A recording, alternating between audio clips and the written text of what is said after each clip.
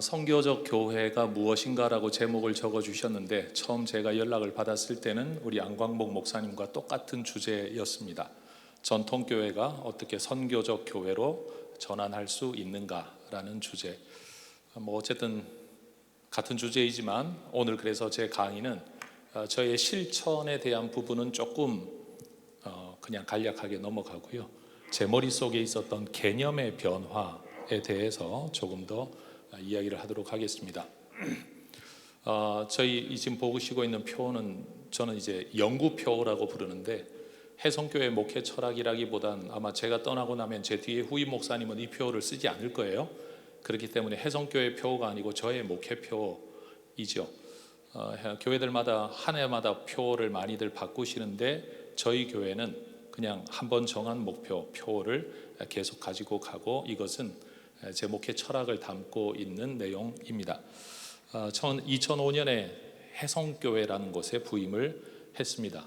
1948년에 설립된 교회, 당시에 56주년을 지난 시점에 부임을 해서 이제 올해 만 19년 사역하고 횟수로 20년째 들어서서 사역을 하고 있습니다. 벌써 예배당 모습만 봐도 얼마나 전통교회인지 감이 오시죠. 굉장히 젊은 나이에 부임을 했는데 이 교회가 상당히 역사가 있는 교회였었습니다. 특별히 두 번째 목사님은 저희 나라의 재헌 국회의원이셨습니다. 황해도 쪽에서 출마하셔가지고 48년 재헌 국회의원 되셨다가 2년 후에 전체 총선 치를 때는 낙선하셨는데 그때 저희 교회 목회자로 오셨다가 6.25 중에 피납되셨습니다. 좀 지도자급을 북한 공산당들이 다 이제 납치해 갈 때 함께 끌려가셔서 사실은 그 이후에 생사를 알지 못하는 어른. 그래서 몇 달은 되지 않지만 이런 어른이 우리 교회 지도자이셨다는 사실이 교인들에게 남아있는 하나의 자부심이었습니다. 네 번째 목사님께서는 저희 교회 교단의 교단장을 지낸 교단 정치의 어른이십니다.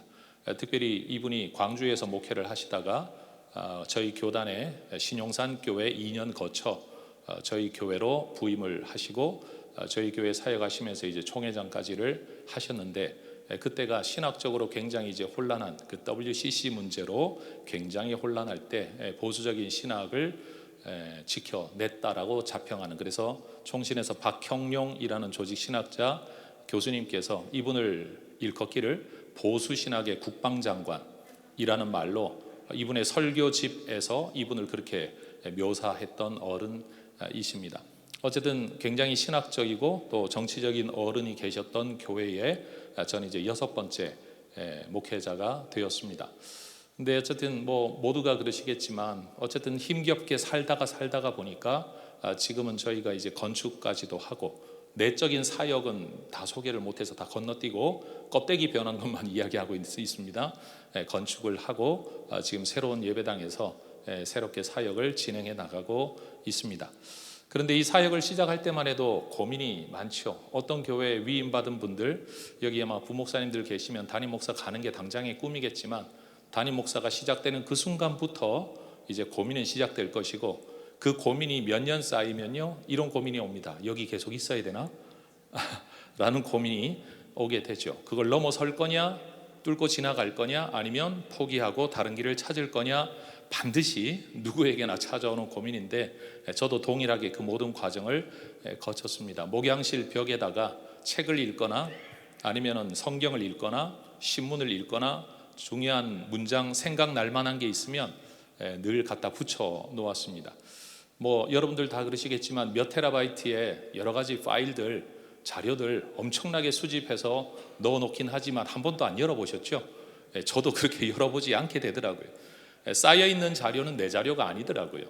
그래서 아날로그 형태로 눈에 띄어서 계속 자극을 받는 것이 좋겠다 싶어서 계속해서 여기는 조선일보 옛날에 위클리비즈라는 섹션이 있었는데 이 그림 하나가 제 마음에 위로가 되기도 하고 경각심이 되어서 제가 스크랩 해둔, 저는 이제 신문을 스크랩을 잘 하는데 그 중에 하나를 사진으로 찍어서 올려놓았습니다. 얼음나라 여왕이 앨리스한테 이야기하는 겁니다. 앨리스가 이렇게 뛰는데도 왜 제자리냐? 여왕이 말하기를 네가 열심히 뛰었기 때문에 제자리다. 만약 뛰지 않았다면 뒤로 나갔을 것이고 앞으로 가고 싶다면 더 뛰어야 된다. 물론 이 신문의 주제는요, 경쟁이 핵심 동력이다 뭐 이런 주제인데, 저는 이 경쟁에 대한 개념이 아니라 제 사역에 대한 이미지가 되는 거예요. 이렇게 하는데도 뭐가 안 되지, 왜 안 되지? 라는 생각을 가지고 있었는데, 결국 남는 답은 더 열심히 하는 것밖에는 없다라는 어떤 답을 제 스스로가 찾는 과정이었습니다. 어쨌든 주어진 형편은 살아내어야 되고 내 뜻대로 바뀌진 않으니까 어떻게든 이걸 뚫고 지나가서 극복하고 사역의 진전이 일어나야 된다라는 이제 고민을 하게 된 거죠. 그런 고민 속에서 우리가 모두가 공유하는 것처럼 프로그램 하나가 목회를 바꿔놓을 수 있다면 우리 목회는 다 성공을 했겠죠. 프로그램으로 되지 않고 뭐 열정으로 되지 않고 정말 누구 마음대로 장풍을 쏘면 뭐가 교회가 부흥할 것 같은데, 사실 장풍을 쏴도 교회가 부흥하지 않거든요. 뭐 어떤 형태로든지 뭘 해보려고 하는데 결국 본질에 대한 이해와 그 본질을 내 방식대로 실천하는, 그리고 그것을 꾸준하게 하는 일이 없으면 사실은 열매가 없다는 사실, 성실한 농부의 삶에 대한 생각을 하게 되었습니다. 그 과정에서 존 스토트의 책을 탐독하게 되었고요. 저는 학위를 가진 사람이 아니라 현장 사역자이기 때문에 현장 사역자로서 책을 읽는데 이 문장이 그렇게 제 마음속에 남았습니다. 교회 자신을 이해하고 조직화하고 표현하고 그 자체가 되어야 한다. 저희들은 교회를 섬기는 목회자들이지만 목회자들이 가지는 전문성이라는 것이 때때로 반복에서 오는 생활의 달인 같은 전문성일 때가 많은 것 같아요. 내 목회를 어떻게 해야 되지에 대한 진지한 본질적 고민에서부터 나만의 방법으로의 나의 레시피가 만들어지고 내 방식이 만들어져서 독특하게 그것을 뚫어내는 게 아니라 이 교회도 하고 저 교회도 하는, 이 목사님도 하고 저 목사님도 하는 일을, 예를 들어 장례식 같은 거 너무나도 자주 치르니까 익숙하게 순서가 뭐가 되는지, 이때는 무슨 말을 해야 되는지, 여러분 그 익숙함. 그런데 한 번도 이때 왜 발인을 할 때, 입관을 할 때 우리가 어떻게 하면 성도들을 더 잘 돌볼 수 있을까를 진지하게 연구하거나 고민해서 만들어낸 나의 솔루션이나 해답으로서가 아니라 그냥 보고 배웠던 것을 반복하는 데서 오는 익숙함일 때가 많더라라는 생각을 하게 되었습니다. 그래서 이제 고민을 하게 된 거죠. 본질에 대한 고민, 원리에 대한 고민. 그러다 보니까 목회에 대한 고민을 하다 보니 당연히 교회론으로 들어갈 수밖에 없었고, 그 교회론에 대한 고민이 당시에 한참 주제에 많이 떠오르던 선교적 교회라는 주제를 공부하게 되었습니다. 박사 논문만 한 30여 편을 찾아 읽었어요. 그리고 책으로 한 50여 권의 책을 찾아 읽었습니다. 근데 제가 경험한 바로는 논문은 거의 95% 이상이 선교계에서 나오는 주제였어요. 선교적 교회라는 주제를 논문으로 쓰고 공부하는 학업 하는 쪽에서는 주로 선교 관점에서 다루고 있고, 실천적인 책은 전부 다 이제 목회에 관련된 주제들, 목회자들 위주로 이 글이 나오고 있어서 선교학자들과 목회자들이 지금 뭔가 다른 방면에서 이 주제를 고민하고 있다라는 것을 배우게 되었습니다. 여기 나타난 표현 몇 개, 질문 몇 개는 굉장히 심플한 것 같지만 저에게 있어서는 굉장히 통전적인 표현 중에 하나입니다. 우리는 신학적으로 확신을 가지면 이걸 가지고 올바른 비전을 품을 수 있을 거라고 하지만, 그 비전은 또 한쪽으로는 사실은 내가 발딛고 서 있는 상황에 적합해야 된다라는, 그래야 이 공동체도 비전으로 받아들이죠. 목회자가 내면에 확신만 있다고 열매가 맺히는 게 아니라 성도들을 이끌고 가는 리더십이 없으면 열매가 맺혀지지 않는다는 사실, 그리고 내 안에 확신 또는 능력이 있다고 하더라도 그것을 꾸준하게 실행하는 끈기가 없으면 또 열매가 맺히지 않는다는 사실. 제가 한동안 굉장히 교회를 떠날 고민을 많이 했습니다. 그러면서 제 스스로 기도를 하는데 제가 이런 생각, 어느 날 기도하다가 이런 생각이 들었어요. 만약 내가 원하는 대로 이 교회를, 원래 76주년이라 그랬죠. 제가 56주년 되는 교회를 부임했었기 때문에 내가 원하는 대로 이 교회를 싹 다 바꿔놓는다. 만약 그런 일이 가능한데 그런 일이 일어났다고 한다면 내 뒤에 오는 후임 목사님은 바꿀 게 있을까 없을까?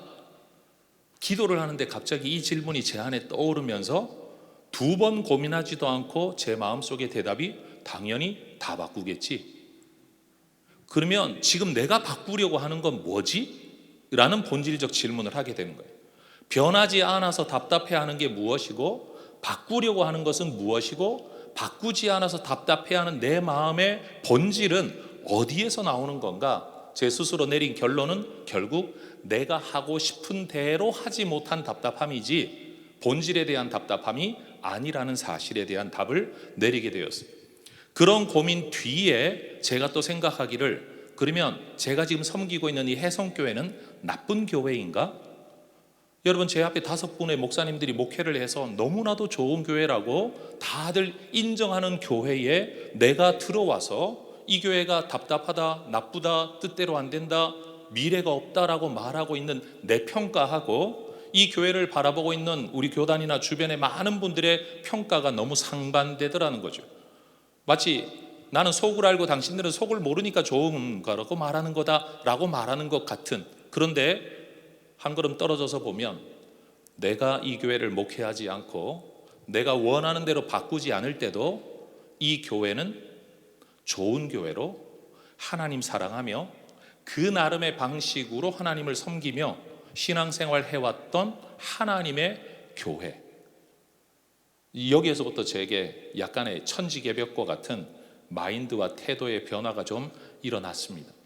그래서 다른 곳에 가면 뭔가 나은 게 있겠지, 개척을 하든지 다른 교회로 청빙을 받아가면 뭔가 될 거라는 생각을 완전히 내려놓고 주어진 자리에서 이들과 함께 살면서 갈 수 있는 곳까지 가고 할 수 있는 일까지 설득하며 그냥 가는 것.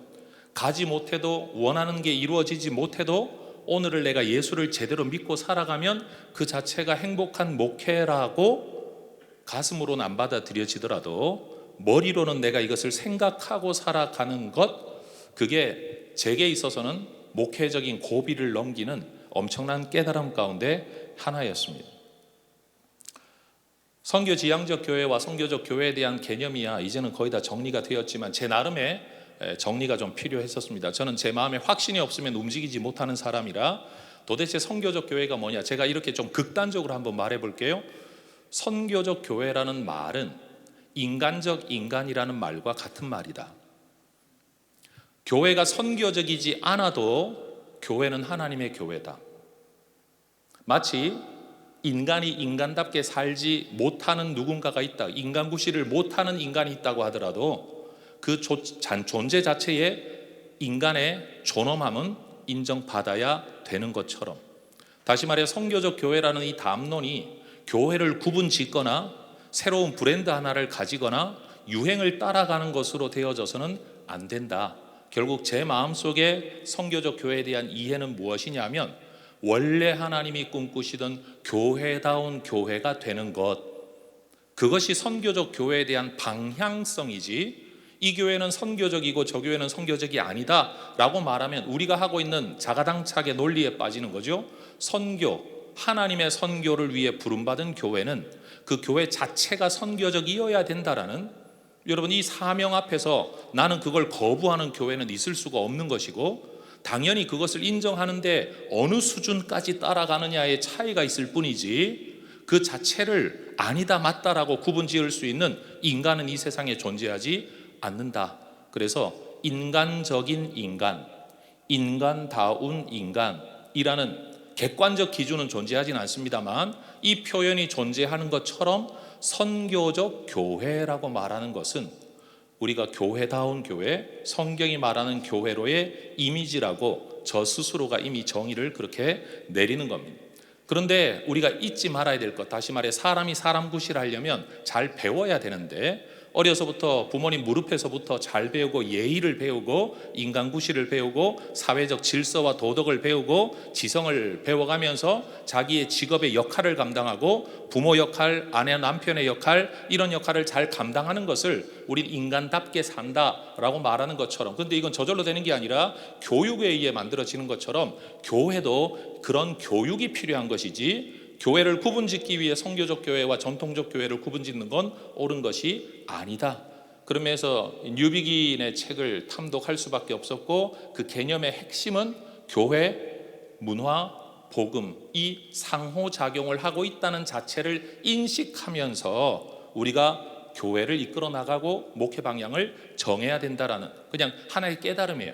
그냥 교회 안에 살림만 살면 된다라고 하면 마치 가정주부 또는 가정에서 일하는 남자분들이 내가 오늘 아침에 빨래하고 청소하고 설거지하면서 집안일 하는 것이 전부인 것처럼 여기는 것이 아니라 한 걸음 떨어져서 가정을 가꾼다는 게 무엇인가를 생각하면서 일해야 되는 것처럼, 여러분 목회라는 게 해야 될 일만 해도 얼마나 분주합니까? 근데 거기에서 문화를 생각해야 된다는 것, 복음의 본질을 생각하고 이 두 가지와 상호작용하는 교회가 되어야 된다는 생각을 해야 된다는 게 중요한 인식의 전환. 그리고 제가 볼 때는 가나베 교수님의 책을 많이 읽었는데 요즘 나오는 팀 켈러 목사님의 많은 이 개념들이 저는 가나베 목사님으로부터 온 것 같다라고 제 스스로가 느끼는 글들을 상당히 많이 보았습니다. 그리고 신학적으로 저희 교단하고는 조금 거리가 있지만 찰스 크래프트라는 분이 쓴, 그리고 혼자 쓴 게 아니라 여러분들이 함께 쓴 책 중에 적합한 기독교라는 책이 있는데, 여러분 핵심은 그거예요. 성경에 적합해야 되고 문화에 적합해야 된다. 뉴비긴이 말했던 이야기랑 똑같잖아요. 그렇죠? 성경 그리고 문화라는 이 두 가지 주제. 그러면 전통교회라고 말하는 우리가 놓쳐버리는 건 주로 뭐냐? 성경은 추구하는데 문화를 놓쳤었다. 이게 우리가 가지고 있는 이제 반성이 되어야 되겠다라는 거죠. 그러면서 우리가 가지고 있는 태도, 나는 진리를 가지고 있으니까 진리를 선포하는 사람은 권위가 있고 진리를 듣는 사람은 순종해야 된다라는 이런 권위가 아니라 성육신의 태도. 그래서 여러분 크리스텐덤의 선교가 아니라 섬김의 태도. 어제 우리 문대용 목사님 말씀하신 것, 한국교회가 회복해야 될 세 가지 단어, We need you 라고 말하는, 우리가 당신들을 필요로 한다 라고 말하는 이 태도. 그리고 결국 마지막의 결론은 뭐냐? 내부자라고 일컬어지긴 하지만 목회적으로 이 단어를 제가 이해할 때는 성도들이 스스로 깨닫고 믿게 된 하나님의 진리 안에서 하나님 나라의 헌신자로 선교적 삶으로 일어나게 되는 것. 선교사님들이 이야기할 때 내부자 이야기를 하시겠지만 목회자들이 이야기할 때는 성도들이 제자화 되는 것, 자발적인 제자화.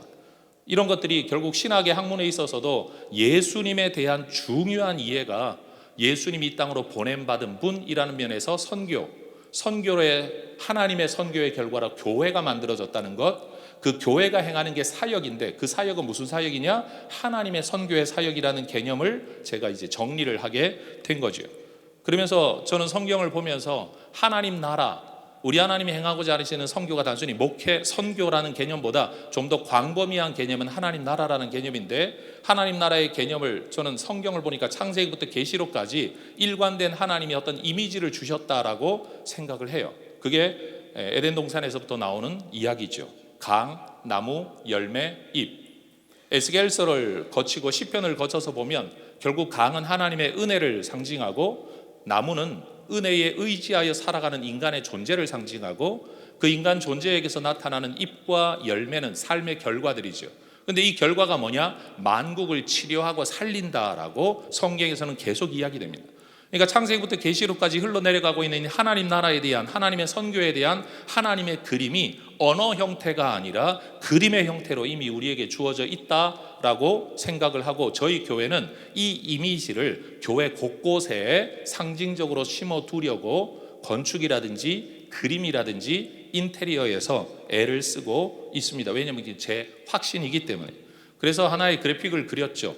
말 그대로 강, 나무, 열매와 잎. 이제 저것 만든 그림이고요. 성경적으로 볼 때는 하나님 나라에 대한, 창세기에 보시기에 좋았더라는 그 상태. 구약 성경의 핵심 단어 하나를 끄집어내라면 샬롬이라고, 하나님의 통치의 결과로 이루어진 질서 확립의 상태, 저는 그걸 샬롬이라고 말하고 싶습니다. 그 다음 에이레네, 평강이라는 단어, 신약적 단어. 이 모든 것들이 결국 하나님의 통치, 그 결과로 이루어지는 질서, 하나님이 보시기에 좋은 질서. 이 일을 위해서 우리 하나님이 일하고 계신 걸 전 하나님의 선교라고 이해하고요. 이 일을 위해 하나님이 교회를 부르셨다. 이게 교회의 선교인데, 이 일을 위해서 하나님은 교회에 은혜를 베푸시고 교회는 하나님에 대하여 순종을 해야 되겠죠. 이 과정 속에서 교회의 선교가 단순히 해외 선교를 말하는 게 아니라 하나님 나라를 내 모든 삶의 영역, 단순히 개인의 라이프만 말하는 게 아니라 교회 사역이나 기독교 역사 전체에서 이루려고 하는 과정의 일들이 교회의 사역이다라고 정의할 수 있겠죠. 이걸 제가 이렇게 조금 더 확대해서 해보았습니다. 찰스 바넨겐이라는 풀러 신학교의 교수님이 M 스펙트럼이라는 걸 이야기하시더라고요. 그 M 스펙트럼을 그대로 가지고 온 게 아니라 제 나름대로 또 조금 그냥 제 형편에 맞게 변형을 했습니다. 예루살렘과 유대와 사마리아와 땅끝까지 이르러 복음의 확장이 이루어져가는 이 과정 속에 개교회가 해야 될 게 뭐냐? 내 내부 안에서 그리스도인다운 그리스도인에게 너미널 크리스찬들을 하나님의 제자로 만들어가는 과정, 내가 살아가고 있는 내 주변 지역, 그런데 문화가 다르고 언어가 다른 지역, 심지어 기독교를 배척하는 지역에까지 복음이 확장되어져 나가야 된다라는 이 인식 속에서 목회가 이 영역에서 무슨 일을 해야 되는지를 하나씩 하나씩 정리하게 된 겁니다.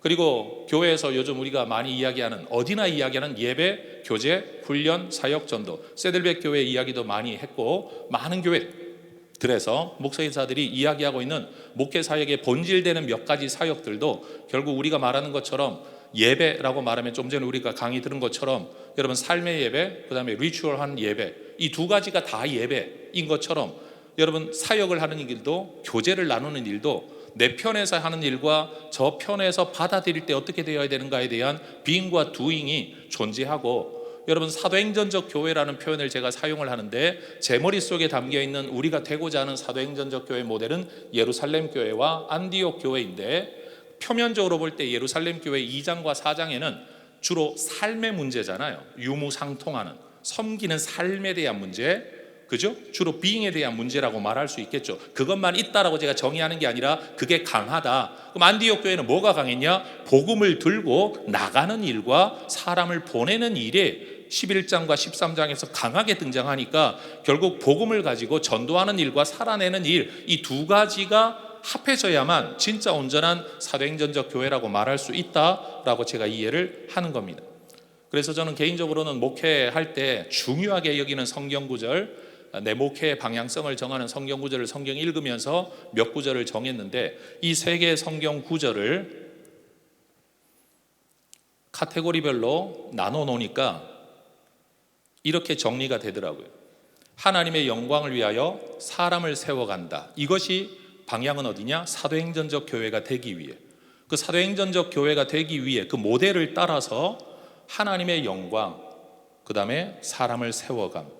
그런데 사람을 세운다라고 말할 때 그 막연한 사람을 신앙 발달 단계로 보면 불신자, 신자, 제자, 사역자라는 개념으로 규정화하고, 인간 발달 단계로 보면 태어나서 죽을 때까지의 사람의 변화에 따른, 다시 말해 교회는 사람들에게 다가갈 때 제 목회를 두고 교육 목회라고 말하는 분들이 굉장히 많고, 총신대학에서 교육 목회 세미나라는 수업이 열리면 항상 마지막 수업은 우리 교회에 와서 탐방하고 제 강의를 들으면서 마무리를 했었는데, 그만큼 저한테 이제 교육 목회라는 게 강한 이미지가 박혀 있는데요. 어쨌든 관심이 있어서 그래요.